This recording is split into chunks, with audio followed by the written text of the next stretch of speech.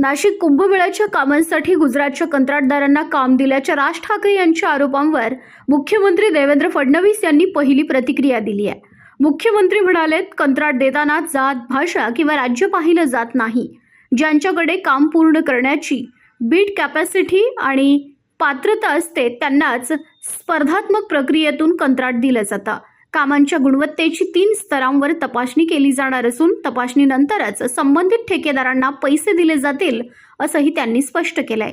नाशिकमधील खड्ड्यांबाबत बोलताना फडणवीस यांनी म्हटलं, MNGLच्या गॅस पाईपलाईनच्या कामांमुळे अनेक रस्ते उकरण्यात आलेत, त्यामुळे रस्त्यांची कामं रखडली आहेत। कुंभमेळ्याच्या पार्श्वभूमीवर सुरू असलेल्या विविध कामांमुळे नागरिकांना होणारा त्रास कमी करण्यासाठी महापालिकेनं सूचना फलक लावावेत असे निर्देशही त्यांनी दिले।